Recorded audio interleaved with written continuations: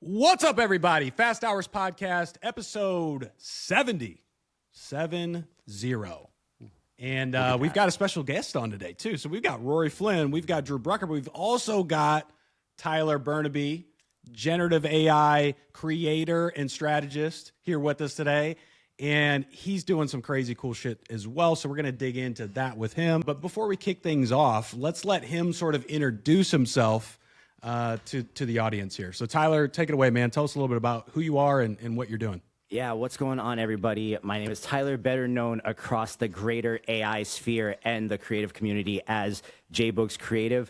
I have been a full-time AI creator across social, working with brands. I've now been with multiple A16Z startups on the marketing and social side, as well as just growing the jboogxcreative social network over the past couple of years and educating people and trying to help people figure out how to do the stuff they want to do with AI, in whatever way it makes sense for them. But yeah, no, I'm really stoked to be here. I've been full-time with this for a little over 4 years now, and deciding to get curious about AI 4 years ago literally changed the entire course of my professional life, and it's been a crazy roller coaster ever since.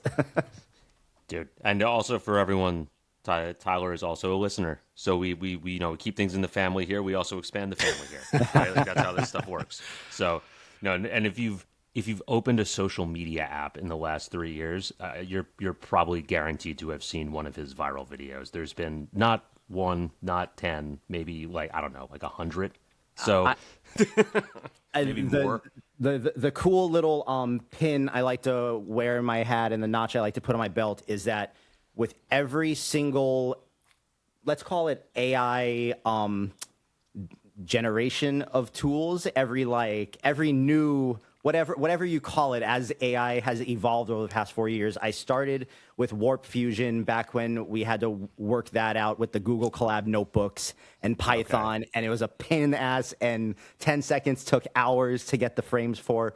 But with every single iteration of where AI has went since then, I've been able to go viral with every single tool, no matter how it's evolved. So that's something that I'm very proud of.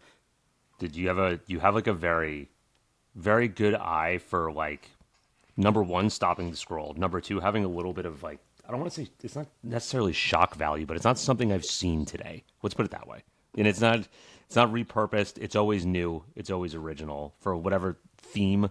Like I remember one of the first ones I saw was probably the seductive, food videos, which were, when I saw that, I was like, oh my God, it's a cheat code. Like, this is it might be one of the best social formats I've ever seen in my entire life. Funny story about the seductive food ones. And if you want to show one of those, if you go to the Reels page, I have one of them at the very top. It got like 24 million views. And the donut, the very first one right there. This one.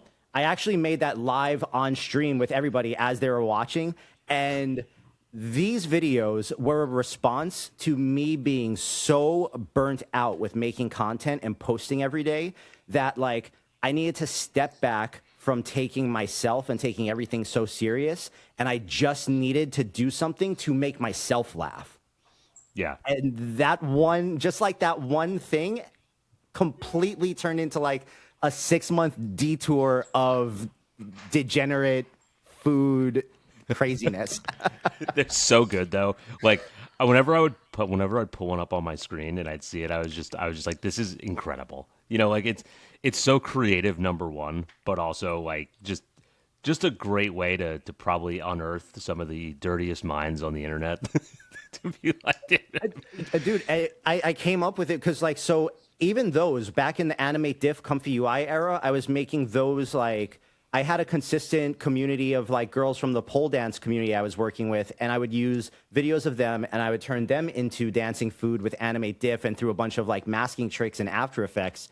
And what I started to realize was, like, what does everybody actually want underneath everything? Everyone loves food and has some sort of emotional connection to food, whether that's good or bad.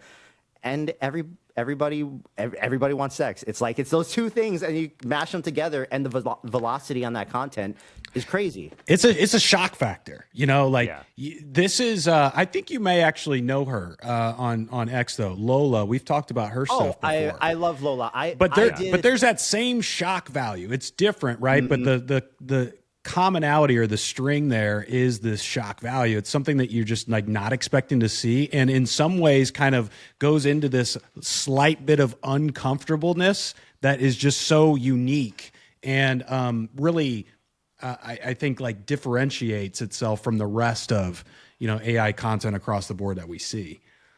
Part of what I always kind of ask myself as I'm doing all these things is like I scan kind of what's going on in the greater AI creative sphere, and whatever the meta currently is, I try to run as fast as I can in the opposite direction. And even right now, like now I'm starting to see a lot more AI anime stuff, and it's making me want to run in the other direction. But I feel like now I actually have some stories to tell, so I'm gonna keep exploring this a bit more. I'm gonna try and pick the right photos so we're able to not piss off YouTube in this process at the same time. But dude, it's like so crazy. It's like it feels. Every time I see him, I'm just like, this feels exactly like what I open social media for, is to find something that's new, because that whole trend, which has only been sort of like amplified by AI, which is like, oh, you see what works with one reel, that's sick. take the exact format and do it your way, right? Like, and that's how people go viral. Is like, oh, here's viral format, I do same exact thing, right? Like your stuff is like something that is building the format, which is what it's a good I'm point looking for. Right, like I like that. Well, and you guys know because you guys are working professionals in this. You guys know that the place where brands and clients actually pay you and what they pay you for, they're not going to pay you to do a cheap knockoff of someone else's thing. They're going to pay you to do the Rory thing or the Drew thing or the jboogx thing. And so it really does. There's no material benefit to just trying to do what everyone else is doing, even if it leads to like velocity and views, because ultimately, if someone wants to pay for that thing, they're going to go to the person that's making the highest quality of it, which is usually where it started. Well, you're also like, to your point, like that's such a good point, but you're also, if you're not doing something that is leaning into a crafted or unique style, you're also paired together with all those people that aren't doing anything like that, right? So then the bar is how good is it versus how different is it? How stylistic is it? How much personality does that have, right? Like, so to your point, whether you want to call AI art or not is a whole different discussion, but it's like you're putting your own spin on it, which is then your identity, right? Which puts you in a different category and consideration when somebody's deciding between 20 people for this role, right? Or they know what they're going to get with you, right? Versus these other people maybe just have more generalized examples. Maybe they've seen it before. They've, done one off, there's something maybe slightly different about it. So I think that's a really good point to bring up as well. I think it's also, when I look at your stuff, going back to the artist conversation, it's like, again, it's like a signature style. Like, even if it's different video, different, medium, if it's not anime or if it's, the dog getting its full lineup over there. To me, it's like I could tell it's a you video from looking at it. It's the same way I look at Drew's images and I'm like, that's a Drew image. Like, I know, like I can see like the personality in the image, which to me, everyone's like, yeah, that's not art. It's like, there's something there, because obviously your stuff wouldn't look a certain way if you didn't like a certain thing. So here's the take I've adopted on the whole like AI is not art stance, is because that's a comment that no matter what you make, how good it is or whatever, you can't get away from that comment. That comment is always going to find you on one of the platforms. And my response is like, great, it doesn't have to be. All it has to be is the thing that was in my head that is now on the screen, and that makes me happy. If it resonates with anyone else, that's just the bonus. That's very Rick Rubin of you, considering you have the book right there. You know what I mean? That's his philosophy. I love that, because that also keeps things fun and fresh and doesn't quite wear you down. When you're working on the things that maybe don't have so many constraints and you're just operating from this creative space in your head, this white space, or, I'm going to do whatever I want to do. It doesn't matter. And then I'm going to post it once I'm satisfied with where it's at. Right. Like so at the end of the day, that feels different. And I think like we all need those moments. And, especially when you get caught up with doing a lot of client work. I mean, I crave those moments. I'm like, man, I just need to play. I just want to have some time to just do this or run that or just kind of see where this takes me, right? It doesn't even matter if I get to a point sometimes where I'm like, I don't even know if I need to post this or I want to post it. I just kind of feel like I did some experiments, right? Some R&D, how I think through things, how I improve things from where I started, right? Like just getting those reps in is always important and refreshing for me. You know what I will say, the benefit of growing the following kind of the way that I did, because if you would have told me 4 years ago, because prior to AI, I was working as a freelance videographer and editor, and I did a bunch of stuff for like Red Bull and especially on like the Red Bull dance side, and sick, love those videos. It's when you work with clients, it's funny, they hire you because you're really good at a thing, but then I read the post you made on LinkedIn yesterday, Drew, which completely resonated with me, where it was like, you let go of this contract that ultimately, a lot of people would see it as like you walking away from a 35K or whatever it was deal, but you saw it as reclaiming 7 months of your life. And the benefit to growing the following has now been that as the following has gotten bigger, the clients that want to pay me, which ironically enough, now they're paying me even more. They want me to come in and just do what I do. Whereas before they might've liked my stuff, but they want me to come in and do what they want me to do. Yes. And then when what they wanted me to do, even though it's my version of it, doesn't hit, they're like, why didn't this do the thing? I'm like, because you didn't let me do the thing. Right. Yeah, dude, come on. That's it. So for anyone who's listening right now and not taking notes on this, if you're trying to create content, there's already been like about 6 points that Tyler's made, and I think that we've probably iterated over 70 episodes here at some point. Just make stuff for yourself, number one. Just don't follow the trends. Just do whatever you like, and like that's definitely going to separate you than just being, let me make another one of these, templated videos that everyone else does, and that you can just be repopular. I think it's probably the best thing to do is like whatever you're interested in, you'll figure out the problems and you'll finish it versus just finishing it, if that makes sense. So let's talk about what you just said real quick, because this is something that for my Patreon community, I reiterate to these guys over and over, and I try to make it clear to people up front before they even come in and have the idea of learning with me, like, you're not coming into my Patreon or coming to like a live stream to learn how to do exactly what I'm doing. I'm teaching you guys the foundational things you need to be able to go make your idea or your version of what you want to translate like what I'm doing into. But please, I tell them, like, guys, if you are just trying to copy the thing I'm doing because you see me getting views, you are going to be competing with me, which is not going to go well for you. And you're not going to be able to sustain the consistency because it's not truly something you're passionate about. If it was, you would have already come up with it.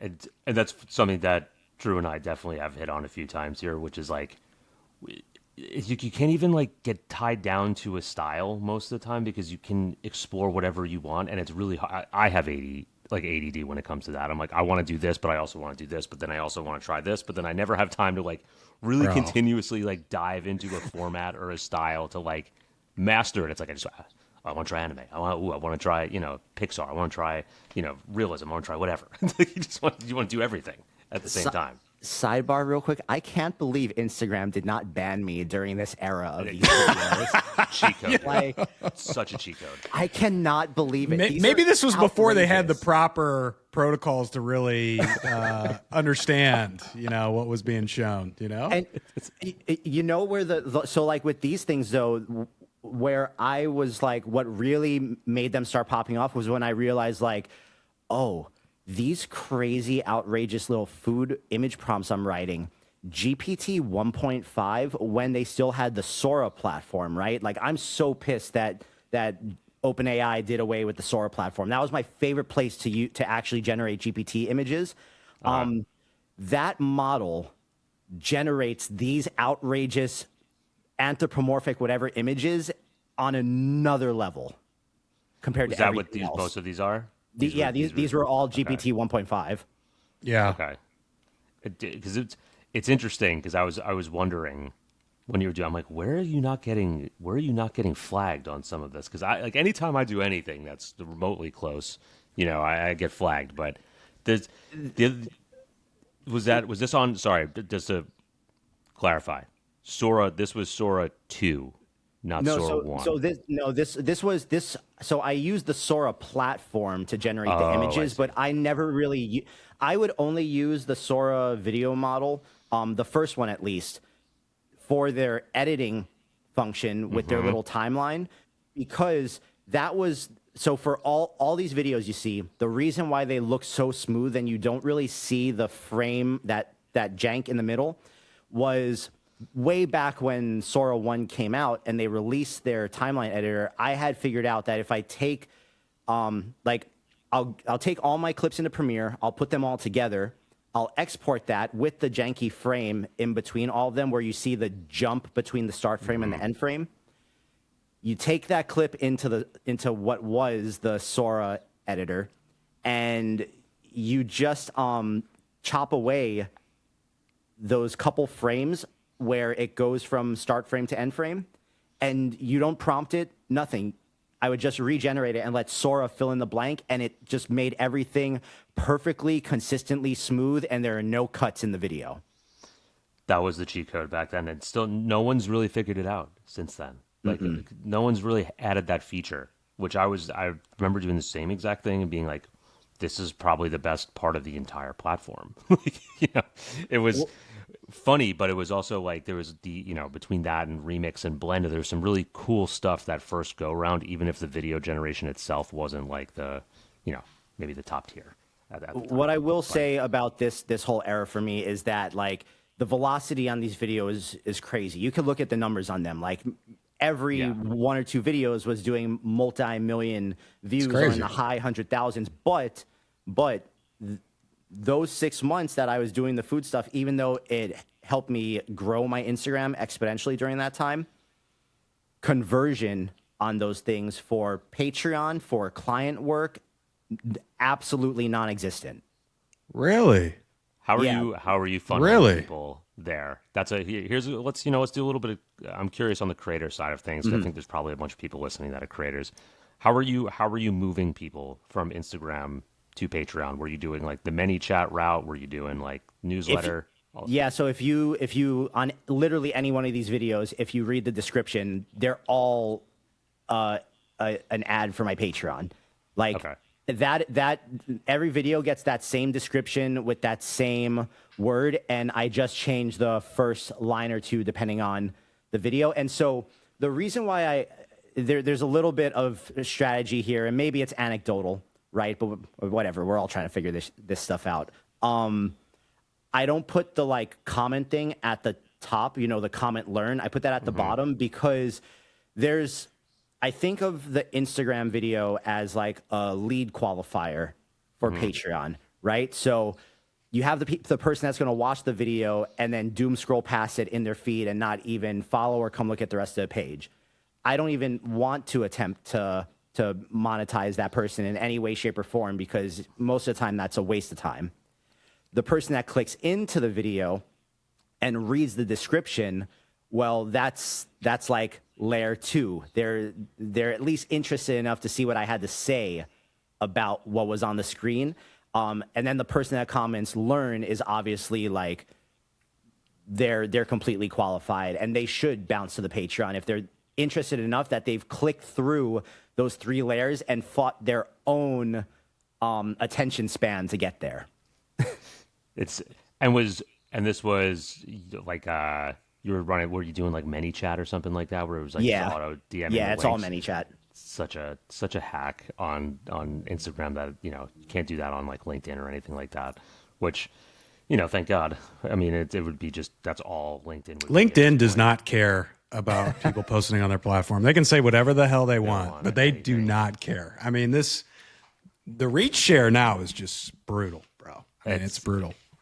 It's insane. Same thing, but like this is where I love this stuff because I think probably there's some value for anyone here who's anyone's listening because of marketing purposes, things like that. Like there's a whole process to organic social, and these are all the micro decisions that go into it. From honestly understanding like, oh, this worked, let's double down on this. How do I vary this? How do I show this in a bunch of different ways to like continue going downstream with the idea of the funnel in mind, where I'm going to bring everyone in from the top. Sort of funnel it down, but then also you probably found that you went viral a couple times and you didn't get the right people. So it's like, all right, I need to shift that to the bottom, right? Like there's so much, like, I love the intricate, like, little decision-making process that goes into all this stuff because it feels so like attentive to detail. I also wonder, like, if things like this, for example, did better for your conversions, because you've got sort of like a, ultimate outcome that people are aiming for versus your videos are just, I mean, those are entertainment. Those are, that's your personality coming through. Whereas this feels more like educational, right? So like, I think even that is interesting. And also it's a different platform. I have no idea in terms of deals and revenue from the Instagram side. It's just not a channel like that I've gone hard on, but wait, pause. But I think that's an interesting, like, those are all the interesting, like, to your point, where like the interesting, like, decisions of like kind of going through this and what you're going to pull on, because sometimes if you're trying to accomplish too many things with a single thing, it's not going to work, versus maybe specialized things, or you've got different cadenced where maybe like one post a week he's doing something like this that's educational versus like 2 or 3 that are more just entertainment based, right? Like, I don't know. I think with that, what it comes down to is ultimately, if you're going to be doing this stuff full time, you need to be making things that you actually enjoy making. I enjoy educating people on the live stream side and within like my Patreon community and interacting with everybody in my Discord. However, I do not enjoy setting up the camera and making talking head videos. Oh, yeah. But when I do want to do that, I refuse to use an AI avatar for it.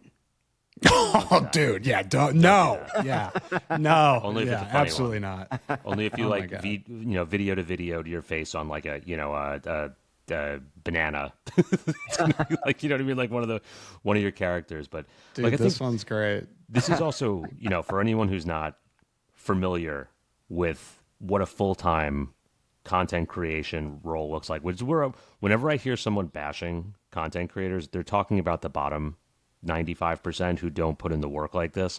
You have top of funnel across all the social channels, so you're doing different types of content there. You have the lead magnets, and you also have the ManyChat funnel, which goes into a Patreon, which probably also is it's your community. You're doing live streams. You're doing 6-hour streams on every other week.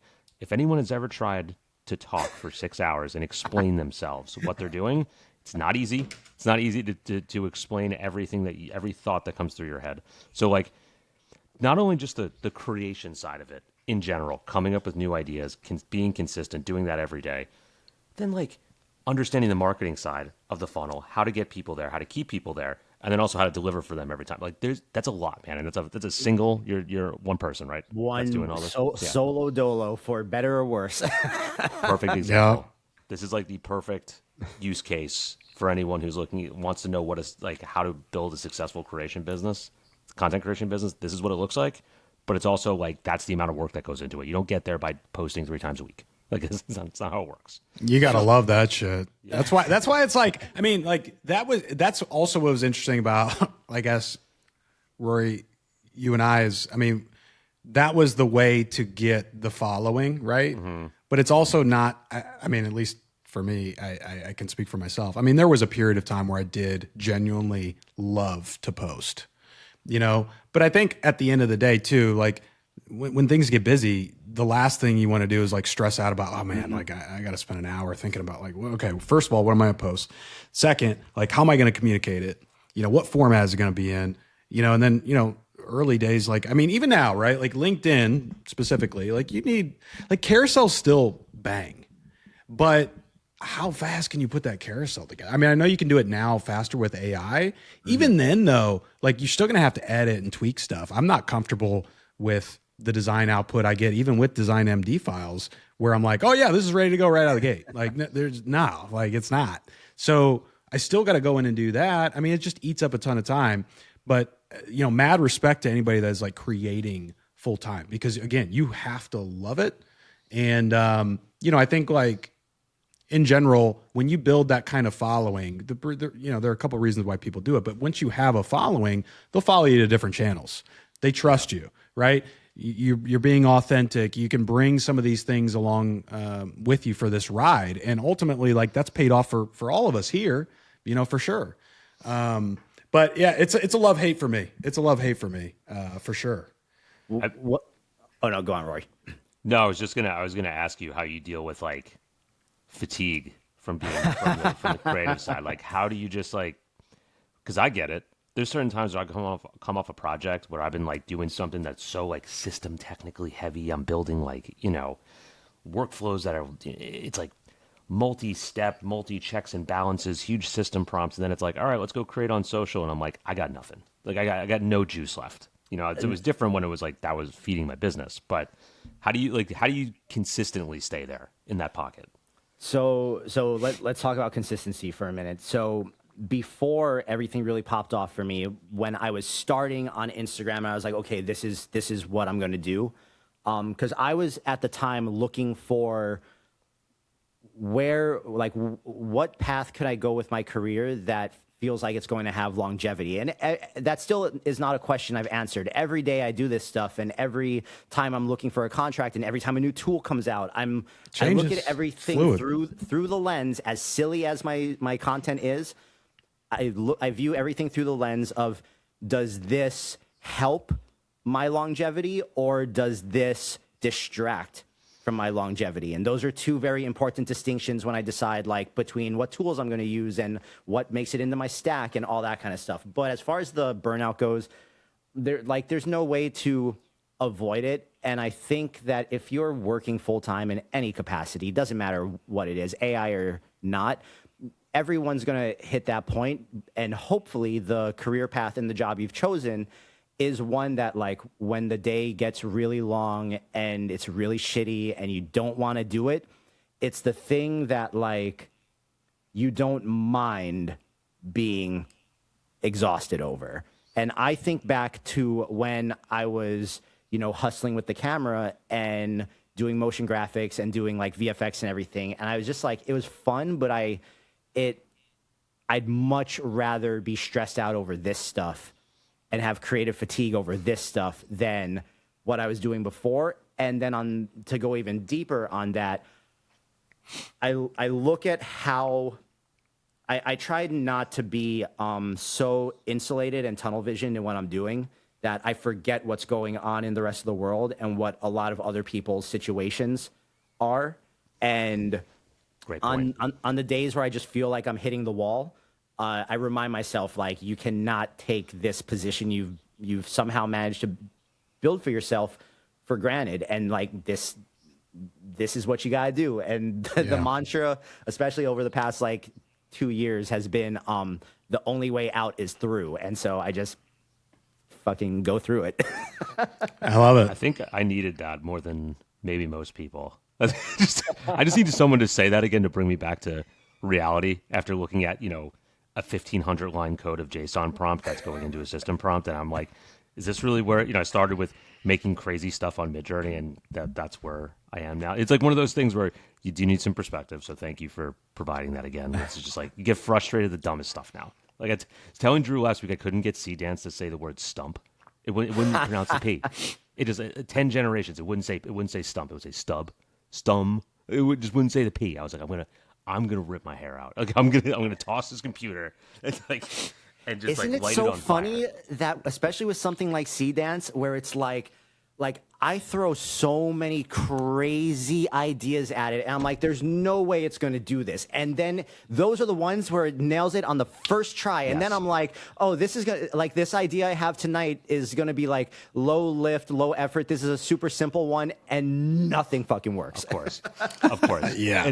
It's insane sometimes where you're just like, why? Like, you know, like that used to be like, remember, I mean, probably a couple iteration cycles ago, where like you couldn't open a door in any of the video platforms. It was just like impossible. Or drink. It was like two of the things. Like you couldn't drink from a cup and you couldn't open a door.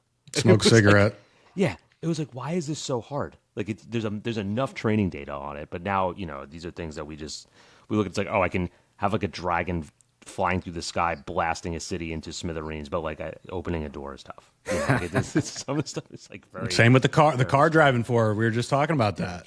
Omni is killing me with that. I mean, so we should give a shout out. So here, you know, give Tyler a follow here. I mean, he's got 833K on Instagram, which is just insane. I don't even know how the fuck you do that. Getting to my million, getting to my million. Does Instagram give you something for a mil? Because they should. No. So with hitting 800 on Instagram, I've now hit like my aggregated million across socials, because I have like 178 on Facebook. I'm just about at 20 on X. Facebook. All right. The cross post. I'm locked out of Facebook, bro. I can't even get on there. Oh, okay. Well, let me just say, the way that Meta has their whole like suite set up is just an absolute Just sharing it instantly, nightmare. cross post. Yeah. But my Threads. They changed something about the way that they like share from Instagram to Facebook a couple months back when I was in the middle of the food stuff. And I would go on Facebook maybe once every 2 or 3 weeks just to see what people I knew from high school are up to, right? But then I like logged into Facebook one day and I was like, wait, my personal Facebook page has 20,000 followers. And then I looked, I was like, oh shit, I didn't realize it's been posting all the naughty food videos here. Yeah. And Perfect for Facebook. those videos go crazy on Facebook. The boomers love it. Boomers. Oh my Really? Yeah. Uncle Jerry dude, that's sends it great. around to all his friends. you Yeah, know. check this out. Here's AI, baby. So I mean, the point I was trying to make is, you got a YouTube, 14K there. You've got Instagram, you've got X, you've got Facebook. Follow this guy. He's got great stuff. He's always putting out content. He's got a Patreon too, if you're interested in kind of getting more like deeper into the weeds with this stuff. Can't recommend that enough. I am curious, like what. You know, we've talked about, you know, the social media aspect of this, but let's talk about sort of like, you know, what tools are you using now the most? What is sticking around, and what are maybe some of the newcomers that you're like paying attention to and have really, I guess, become a part of what you're doing? You know, whether that's just creating for fun or for, you know, professional clients. Yeah, so let me prelude this answer with how important I think it is, and this is why I think it's great that you guys do this with each other, so you're able to bring two perspectives. It's really important if you are trying to be an AI creator, you're doing anything creative with this stuff, to have some sort of community you're a part of. And I'm not even telling you like come be a part of my community or anything, but just like whether it's a small group of friends that are also interested in it, you just need a group of guys, or sorry, people who are just as nerdy and obsessed with this stuff as you are, because the tool set and the rate at which things are coming out now is so insanely just like overload. And I hear you guys talk about it on here all the time, where it's like, you know, update fatigue and tool fatigue. And it's like at a certain point, we just don't even care that the new thing came out this week. And we don't even want to look at what anyone has to say on X, because it's all the same. But I've done a very good job, and I try to keep myself very reined in on this part of, I look at all the new stuff and I very quickly try to parse out and determine, does this slot into what I'm currently doing? No. What is this good for? Okay, tabling that for when I need that. But other than that, I'm just going to keep doing what I do. The current stack that has just persisted for me is I love making all of my initial imagery in Midjourney, especially since 8.1 came out. I took a break from Midjourney for a while because I got a little tired of like what 7 was doing. And then the 8 alpha came out and I tried it. I was like, what the fuck is this? And then 8.1 came out and I was like, now we're talking. Holy crap.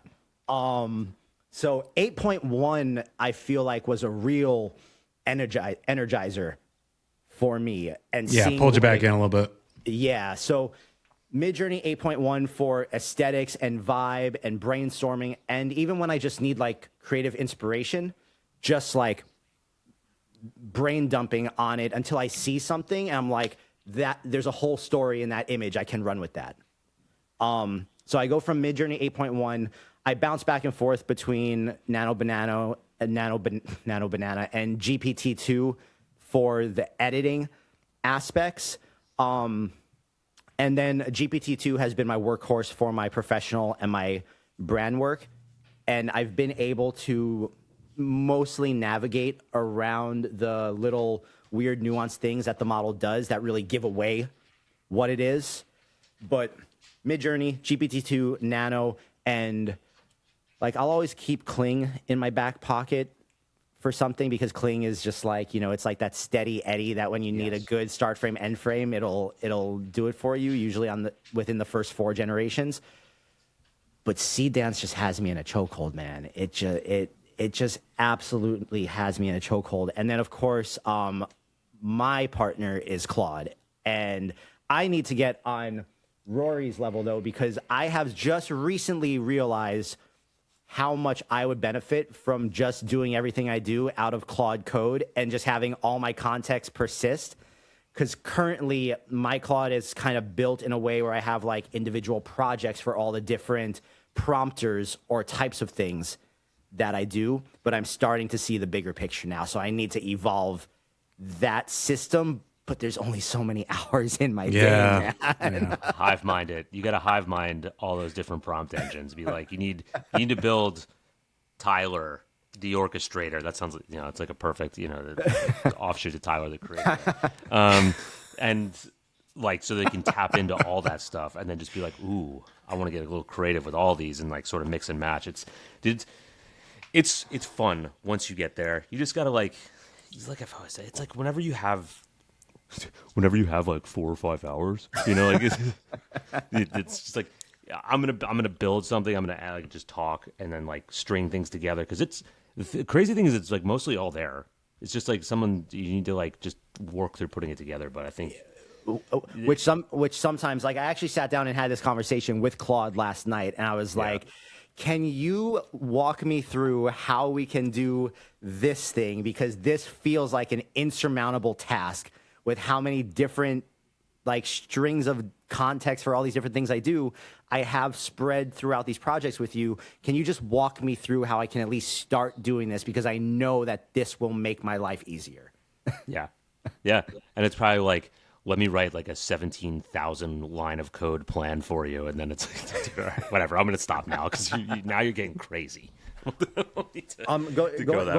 back to the tools real quick, though. So as far as like the platforms that I enjoy using this stuff on, because we all have our favorite platforms, right? So for imagery and all that stuff, I really enjoy working in Spaces on Magnific, aka Freepik. Like Spaces has just been like I do have like a pro Weavy account, but I go back and forth between Weavy and Spaces. And then as far as Seedance goes, I try not to use Seedance on either of those platforms because quite frankly, the stuff I make will never get through the sensors. I don't know if you guys have heard of Artcraft or if you guys have like messed around with it at all. Heard of it, not played with. Wait, this is different than Recraft? Yeah, not Recraft. So Artcraft it's a wrapper, it's an aggregator thing, but they're a startup. They have a desktop application, and they also have like some cool little like 3D workflows they've integrated into it. But I believe they are using the Chinese API for Seedance, and with that, you get around it a little bit. They're my stuff that would literally get blocked on every other platform. I can get through on Artcraft. The only nuance is, and I've compared this 1-to-1 over and over and over, and it's been true every time. Translating your prompt to Chinese makes the prompt adherence like 90% better. Ooh. Crazy. I was going to ask Look if at that you were little still hack. doing that. I was curious because I know that I had to do that in the beginning and it was working, but I don't know what I'm doing. I can't edit it. Yeah. I don't know what went wrong here. So 2 notes on that. It depends on what API the company's using. So like I use Artcraft, and I've also enjoyed using Venice AI over the past couple weeks. Eric Voorhees AI startup. But Venice uses probably the same Seedance API that all the other platforms use, which is the American one. The English prompts work just fine on there, but Artcraft translated to Chinese and you can get anything through. And a little hack that I figured out, and the reason why I really enjoy using those 2 guys is they took my direct feedback, and I was like, look, all these platforms are putting a 3,500 character cap on the prompts for Seedance. You cannot sit there and tell me with a straight face that this model that can take 9 reference images and 15 seconds of video and MP3s and all these reference things and put it together and make sense of it can only read 3,500 text characters. Like, you gotta be shitting me. And so Artcraft completely removed their character count for me, and Venice, on my opinion, they made it higher, up to 10,000 characters.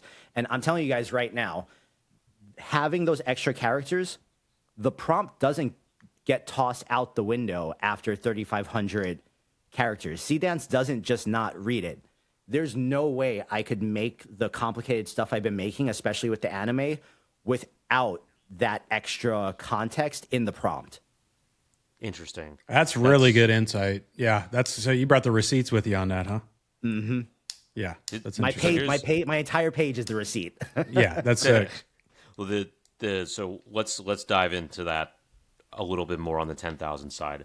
How are you getting from like, I'm using Seedance for the first time, to I know I need 10,000 characters? What are we reverse engineering? What are you testing to get there?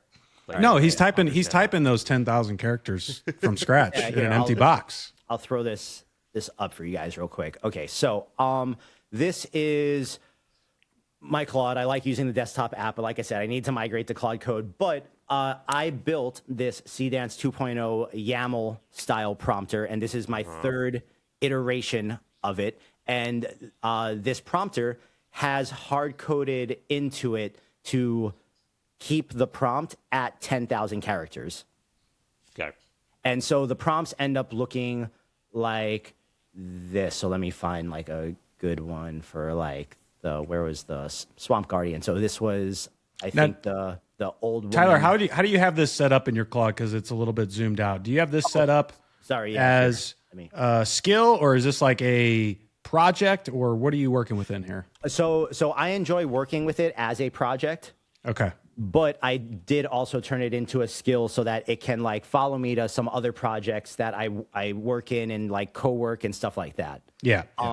And if we actually look at like the prompt here, so all it is my my instructions here, and then a master knowledge file.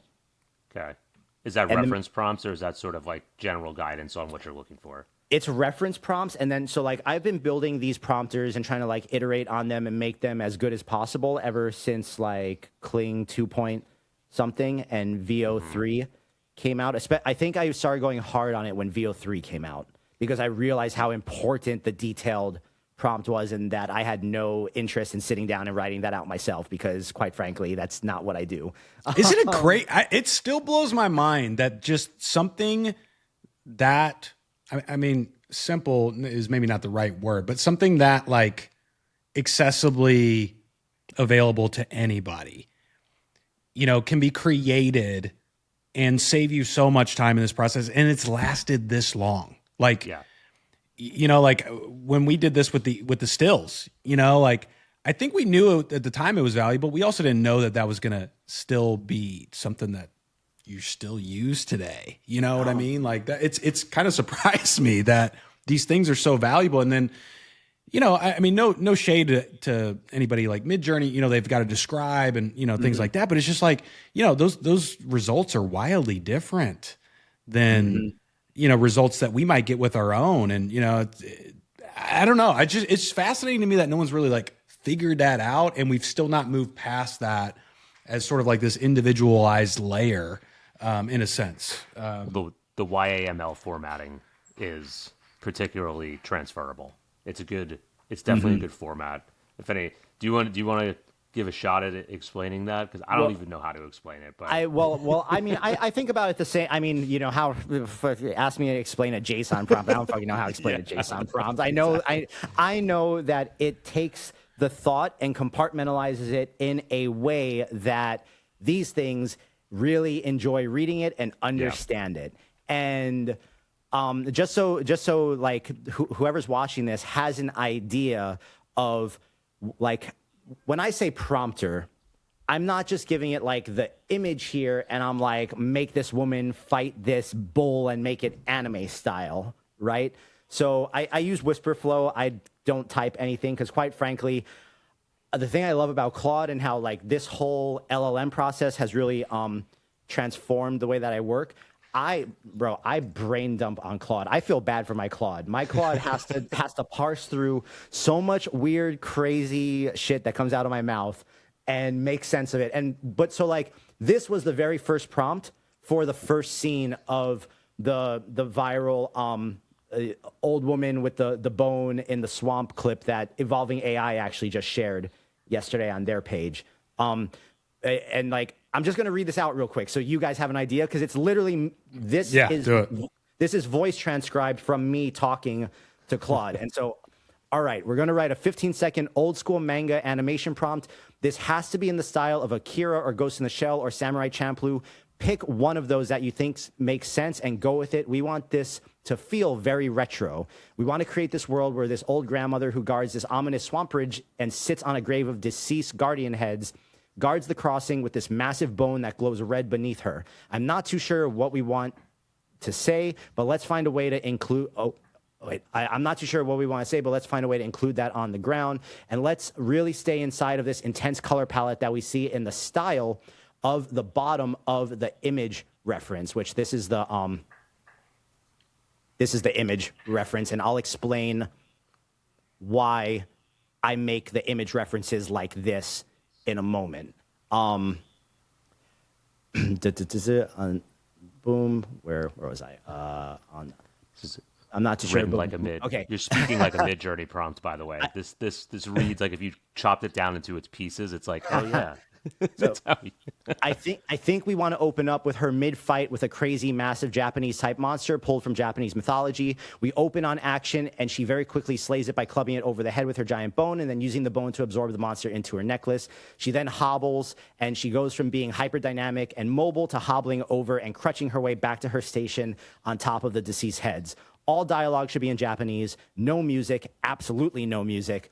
But we do want great sound effects. We want to start building out a scene here that we can evolve into a longer, more action-packed narrative. So help me fill in some blanks in all of this. Let's start there. Let's remember we want the intensity to open up on 100. We want extremely dynamic camera movement as well as interesting compositional shots. You forgot make no mistakes. I always forget make no mistakes, and that's why it makes the mistakes. But see, so the way that I have this built, before it actually gives me the prompt, it reads the prompt, and it's like verifying character count against 10K cap. And if it's over, which it usually is, it runs like a bash command and keeps editing it until it reaches that. And then the prompt comes out in a code box, so I can just quickly click copy in the middle of the message. And I also have it set, part of instructions is it gives me a plain language scene breakdown that tells me what I should expect to visually see from this YAML format prompt, because I'm not going to read the fucking YAML prompt, and make sense of like what it is. So it writes this for me. And then I have it give me 4 creative directions that it thinks I could take things next. A lot of times those kind of suck, but sometimes they spur some inspiration of where I can take it next. And And that's Do you kind have of those like, templated out? Those next 4 directions, are those like do like a safe route, do like an extreme route, do like yeah, a poetic yeah, route, and do okay, all right. yeah, I like exactly. that stuff. And then it literally is a conversation. And then I was like, okay, the creature that it's making in these prompts isn't very good. Let me go make a creature real quick. And then I brought this thing in. And I was like, okay, now rewrite that prompt. This is going to be our image reference number 2. This is the thing that she's fighting. And then I have it set to refer to everything as @image1, @image2, whatever, in the order that I give them. Because when I paste this prompt into Artcraft automatically links the @images, and I don't have to go back and connect those individually. Yeah, smart. That's a smart move too. Yeah. And then You're this using is mostly Omni reference for this, right? Just a quick interruption. Yeah, I almost very rarely do I use the Seedance start frame end frame.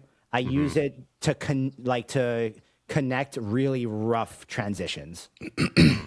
Good point. So I think that's a good one for. I'm the same way. Omni is just too good for me not to use it at every step of the way. It's too much context. But since we're here real quick, I'll drop a little bit of sauce on everybody. So what I do here for my references, and this was something that I just kind of like stumbled across through my experimentation, and it works very, very, very well.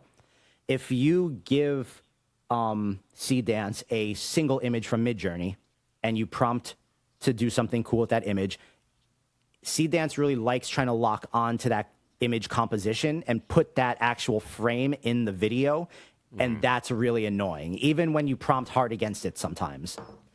And so I like making these character sheets, but I don't want to only use the character sheet, because when you make a character sheet from a Midjourney image in GPT or Nano, it completely kills the Midjourney like aesthetic and the vibe that you got out of Midjourney. And you can totally tell when you're watching an anime video that was made with GPT anime, and I fucking hate it. I absolutely hate it. It doesn't look good. So I started making these references. This is just a 1080 by 1440 canvas. I'll go into Magnific, and I will take my, Midjourney image, and then super simple, make a character sheet with the front, back, side view of this character on a white background, maintain the retro manga style. And I take that image on the white background. For her, I used a black background just so her clothing really showed.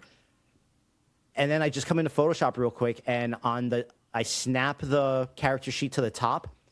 But then the secret sauce is I take the image from Midjourney and I put 2 copies of it on the bottom, except I offset them. So one is always a little further away. The other one is really cropped in. And then this is my full reference image for Seedance. And with giving it kind of like the visual breakdown in this way, it doesn't have any specific frame to lock onto. And this gives me maximum prompt flexibility while maintaining the actual style and aesthetic that I want, with also using fewer reference images, because the more reference images you use, the tighter the guardrails, the less creative it gets, and kind of like the stiffer the videos feel. Yeah. That composition thing's a very good observation. Yeah, that's this is the stuff that I love. There's the nerd stuff, because you only figure that out if you've done this so many goddamn times. You know what I mean? Like, but yeah, this is Midjourney. I haven't done character sheets in Midjourney in a while, admittedly. But I'm curious if those have gotten any better. I'm assuming they're still not quite there as Nano and GPT though.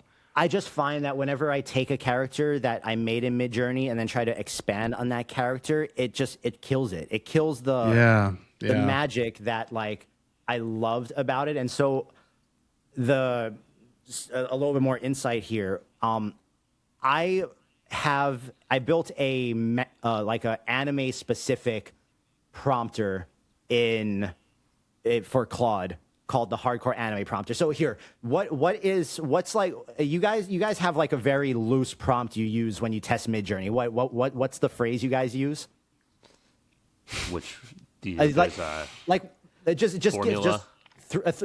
just throw one at me. Like when you guys are testing, like, don't you guys have a phrase that you use Well, when you're just like testing an image on a mood board or something? Are you looking for something that's more interpretive or like something that's like very matter of fact clear? No, super interpretive. Oh, I mean, you could do the work as mysterious. That one's always the one that we do. What was it? The work is mysterious. Yeah. That's one we pulled from Severance. Yes. Okay, here. Write me 4 prompts based on the concept that the work is mysterious and make this as absolutely batshit crazy and surreal as possible while staying true to that core principle. The work is mysterious. Ooh, I like Nice. that. Yeah. I like that we're getting. That was a very economic verbal instruction there. I like that. All right, let's see. Yeah. And like then- how it's being more You know what though too is actually Rory. Remember when I was doing the last time I ran the work is mysterious? It was like an old Asian dude, like doing Yeah. craftsmanship. You know, so it's funny that it sort of interpreted this. I mean, obviously it's anime, but still, it's funny that the work is mysterious. So real quick, we're just gonna run these 4 things. Right now, the mood board I have it on is this mood board I trained on Japanese street photography. Sick. Which unironically enough, when combined, so okay, here's the thing I just want to point out before we look at what these images turned into. I've been using my anime prompter that writes things like hardcore with anime in mind, but using real life mood board things for it and not necessarily anime ones. And what Midjourney does is just like, so these are. Oh, it's funny because I was just about to ask you if you're like running this Niji or not, but No. All my anime stuff Yeah. I make in 8.1. yeah. Sick though. I love the blending of the styles for that. Like it's just smart, and I do the same thing with that sort of like, how much art can you infuse into realism kind of thing? You know what I mean? Like that kind of stuff. It's great. Yeah, This like one's what- awesome. I like that. Like, what Sick. the fuck is that? Like, what? I don't know. all the awesome, mouths too. all around, and there's like a cat, and This is the best. This is the one thing that just like you can't get away from Midjourney because I don't feel Blend, like having anything, blend, you know, and I multiple would- style bashing, and Jesus. Yes. so Yeah. here, let's take that prompt because I really like that one, and I'm going to put on this new anime mood board that I just recently made. But then I also want to try it with this combination of these two, and let's just see the difference. So this was the prompt with the girl, with the mouths, with the cat. All right. Sick. I love it. This makes me happy. You know what? This reminds me too of like this, this new sort of unlock with, when you take this into like something like Nano or GPT, it may be same thing, but it's like put this into a different style, just in work, like make this realism, and it's just like turns the exact composition, scene, etc., into something else too. And it's sort of like an interesting testing ground in that way too. Like these are versatile. You're not locked into this. If you've created this scene that is essentially burned into the pixels that you can adapt it to anything. So it's kind of like you're telling the story, and that story can be retold in different styles as well. This to me, so I wish I could say that my creative process was very like a matter of fact, but truth be told, I really I want to be stoked about whatever I'm dedicating those couple hours at the end of my night to making, because honestly, by the time my workday is done and I've done like all of the adult things that I have to do, I have maybe 3 to 4 hours at the end of the night to put together something to go on Instagram the next day. And that's just kind of like the chaotic time crunch I operate under because of what everything is. And I refuse to automate my creation process because as much as I love Claude can't make the stuff that I do, and it doesn't have the ideas that I have. And I want my ideas to be present in all the stuff that I put out there. But I go through and I just make, I throw these batshit crazy ideas at Claude, and I just run images in Midjourney, and then I'll see an image, and immediately, like I'm definitely going to do something with this one, and I'm just like, there's a whole story behind this image that's waiting to be told, and that's the Instagram post. I just figure out what that story is. Back. You're making me feel like I forgot who I am. That's what I used to do. It's just like, oh, I like this image. I'll build the whole video around the image. I haven't done that in so long. So this is like therapeutic for me. Thank you. I'm feeling a little bit better about myself now. Well, it's more true now than ever with Seedance, because like literally, like even I was just messing around last night. I didn't post anything today because I needed a night off. But like, this is like so fun just to make from a single.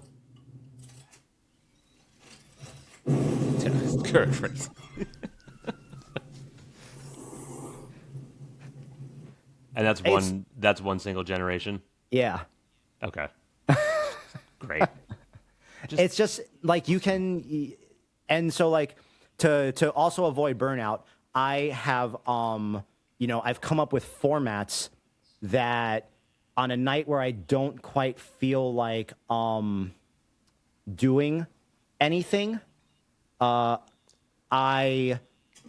came up with this format. I call this series the Dream Sketches, because I essentially take random images that I really like and I run them and just try to get one solid 15-second generation, and then I just transpose them against each other on top and bottom, and with a cool song and with the sound behind it. And it like this one I love because it reminds me of like watching MTV and Celebrity Deathmatch. Celebrity Deathmatch. Yes, there we go. That's a good association right there. But this is how I prototype possible ideas and then see which ones the people respond to well in the comments.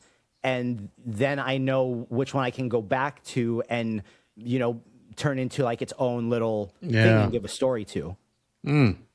Awesome. I could tell you're in post-production just by looking at how much stuff you have on that. There's so much. Oh my God! Look at how beautiful that is.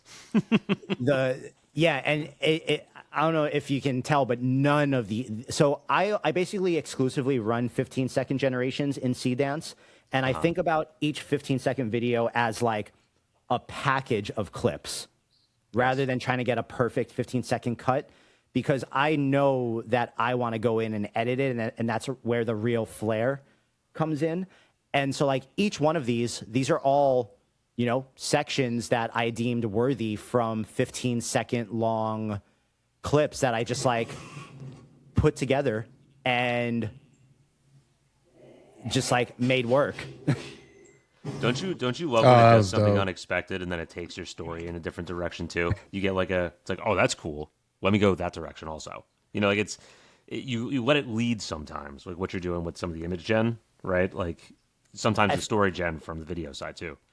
I feel like Micro the more decisions. you try to fight against the AI and like you try to no, you need to do this, unless it's for like a client project, like you're killing the coolest thing about it, which is like I have my kind of creative biases.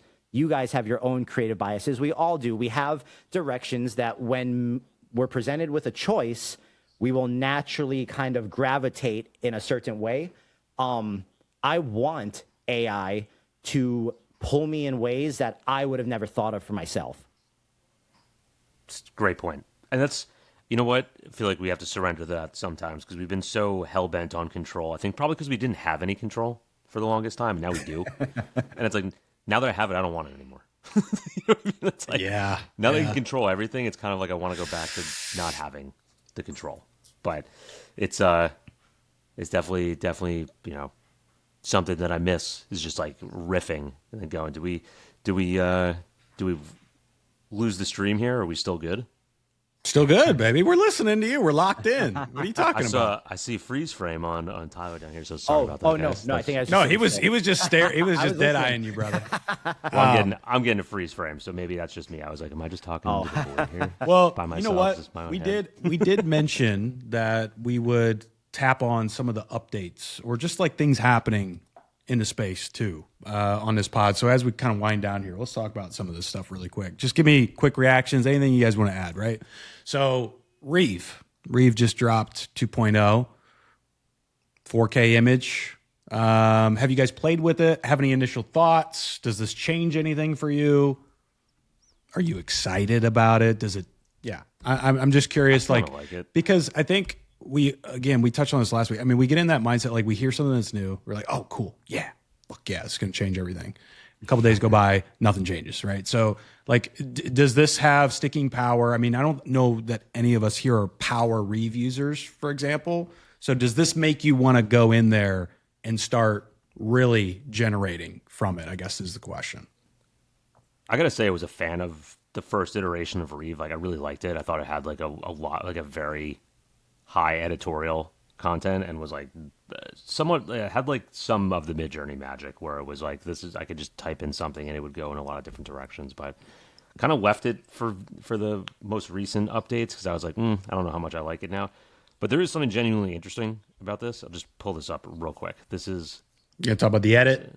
yeah, what's cool, it's just like, when you generate now, it generates things from code, so it generates in layers. So like, you can just select different pieces of it.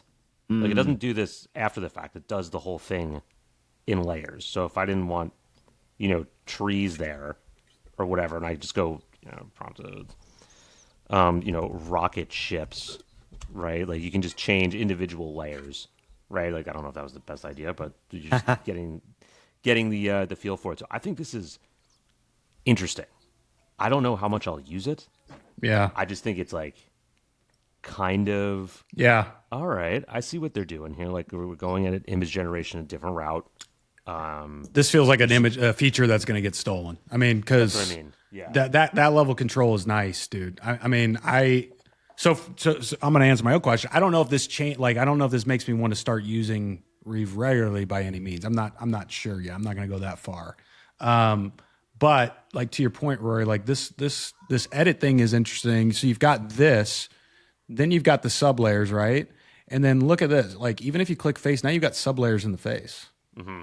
Is it? Eyes. But it's separating those layers as it's generating the image, so they're already Correct. separated. It's not like separating it as you select stuff. No, it's happening. It's happening via the generation, like in real time. So you can see it, like the way they built like the UI is like, you can see like the different things being generated. Then it just like populates like this with layers, like a Photoshop file. I wonder how it constitutes like what should be on its own layer.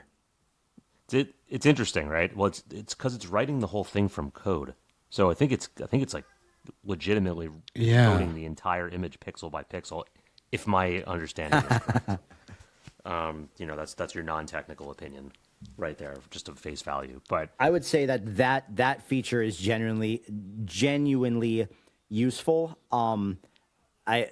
For all these things though, I reserve final judgment until I have the chance to put it through like actual working paces, because the examples are always the best case scenario, right? Yep. So 100%. true. And you never know. Like, to me, it sounds like a great concept, but like you said, in practice, it might not be the same. But I think like this is just something that everyone's kind of been wanting, because the one thing that I find with video or image, the smallest changes are really damn hard. Like, I just go into Photoshop half the time. Probably more than that. I'm just like, What do we- real quick. Hey, so Rory, have you played with this enough to know?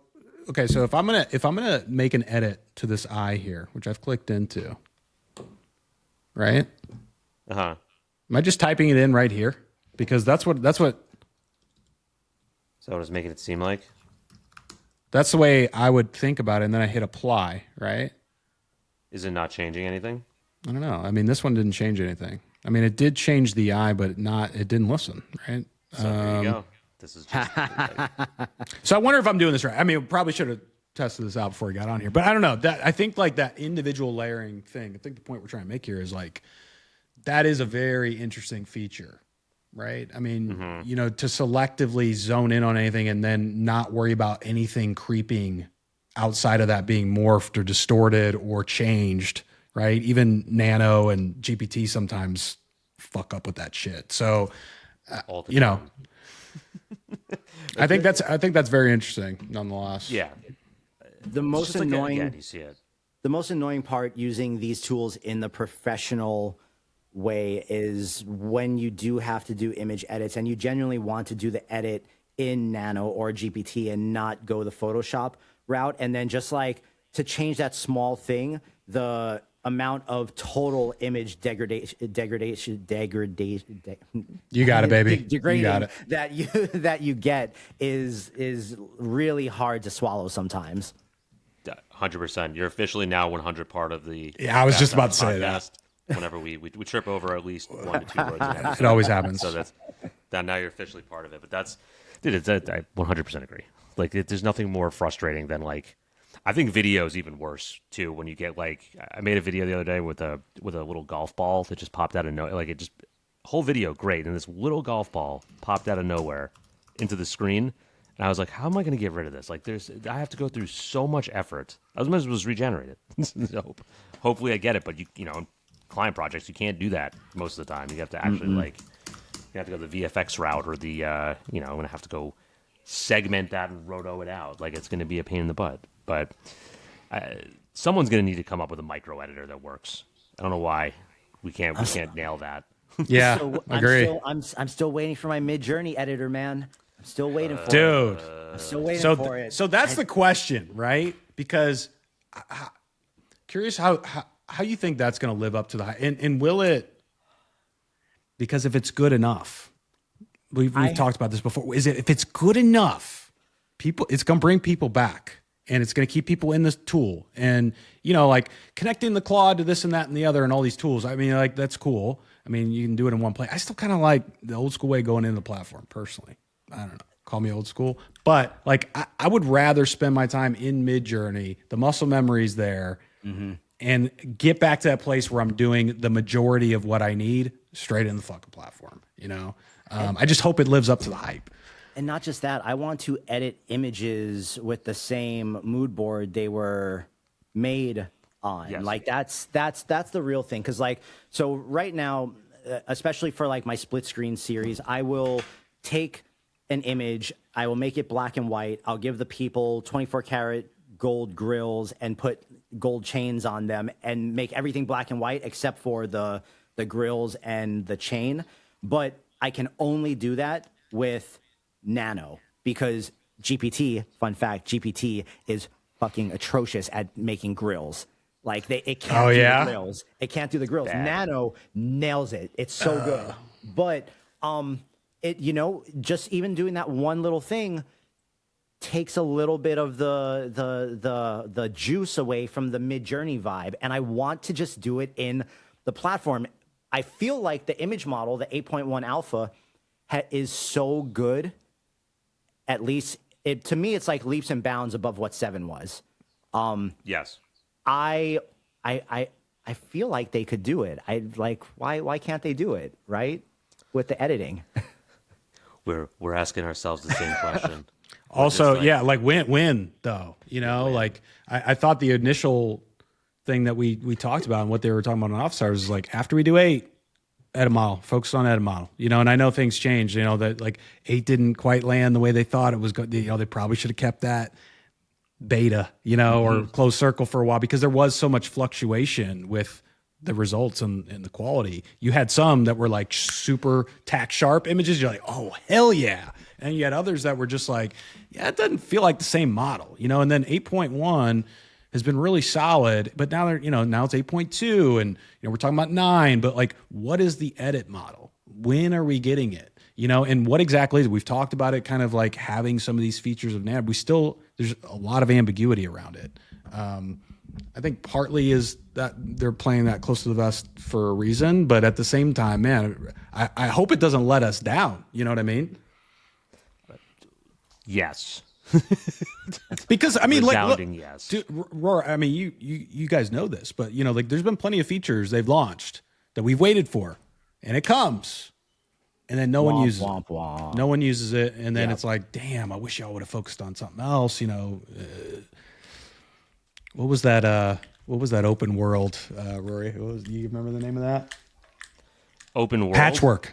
Oh, patchwork. Yeah, that was like a patchwork. That was like a memorable one. I just remember sitting there being like, "This is going to be so cool," and then whoever was going through it and like not instructing on it, like demoing it, it was just like, what? It's like, this goes where to what to which world to back to where to link to what? I'm like, this is it was Weavy looks much better and Spaces look much better. It's the same idea in theory. They just like couldn't execute it. I guess. If I could have simplicity. Midjourney in a Spaces type thing and like do my generations with my mood boards and edit in there, I think it would make competing with Midjourney, no matter which company you are, very, very difficult.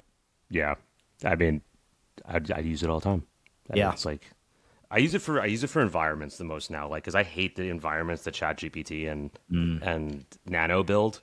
That they're so stale. Like they'll build somewhat of like a decent character, like if you ask it to, but like the environments always they like lack on that.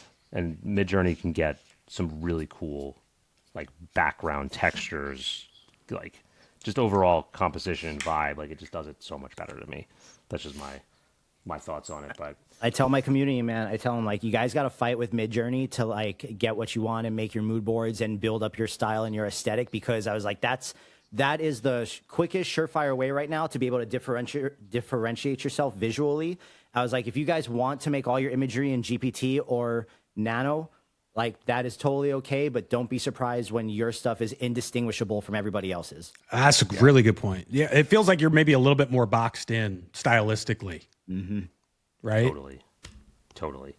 It's I think that's probably a good way to close this one. Yeah, out. we got to wrap it like up. that. I know you got to roll out. Yeah. That was this was awesome. epic stuff. Yes. Just wanted to thank you guys so much for having me. This was like being able to come on here and talk to you guys, almost like it's very validating for me, because like I said earlier about having like community and whatnot, you guys, whether you know it or not, are probably a very loud sounding board and voice for people who are trying to figure out where should I actually allocate my time and resources with these tools and what will actually move the needle for me. You guys are a very good compass for that. So please don't stop doing these, because aside from just doing it with each other and like helping each other, I'm sure you guys are helping a lot of people that aren't lucky enough to have found like the friend group or the Discord community that they can work with. And they're just trying to figure this stuff out the best they can. dude. Thank you. Appreciate you, homie. This does mean, like we said, it does mean a lot to us that people actually listen. That I actually apply some of this stuff and come back and listen to us again or recommend us. Like it's cool. We don't say it enough probably, but it's nice to hear that we just don't talk into a void and that there is someone on the other end of the line. A little reassuring. I feel the same way, man. Someone in my Discord yesterday posted some like cool work he got hired for and did for like a real estate company. He's like, I've used a bunch of stuff that like jboogx has taught us through his workflows, and I don't do anything with real estate, right? But it's like, hell yeah. Yeah, perfect. It feels good. It feels good. Yeah. It's nice to help people, and it's nice when people tell you that it helped. I like that's also great. That feels probably better than doing it yourself. 100%. So that's the vibe. And if you guys aren't following, like we said before, if you're not following Tyler, if you're not jumping on a 6-hour live stream, come on. What are you? His handle's right there. Type that in. Right You'll there. find him. Instagram. You're saying Instagram is probably Instagram's your my baby, main but one. you've got I've been working 14K on building up my YouTube X now presence. too. Yeah. YouTube I was on until they demonetized me because I posted 2 sexual food videos. Okay. Yeah. that'll do it, YouTube. Yeah. And I can't even be mad at them for it, but it kind of and I wasn't really making money on YouTube, but it demotivated me. However, YouTube is where I primarily run the live streams. Yeah. Cool. But if everyone has, sorry guys, I gotta make a quick little exit here. But if anyone is still listening and you haven't done this yet, just like, comment, do something. I don't care what it is, and then you got to tell somebody. That's the rule. Tell your fellow Discord YouTube buddy, employee. Yeah. YouTube employee. Okay. It's like Yeah, I Discord, it. buddy. Tell somebody, because we're here. We're gonna keep doing it. So that's the deal. Tell your favorite vegetable on your countertop. Yes, there it is. Like, there we go. Perfect. All right. Well, yeah. Thanks everyone for joining us. Thanks, Tyler. Appreciate you, man. Rory, good looking out, and we'll see you guys in the next one. See ya.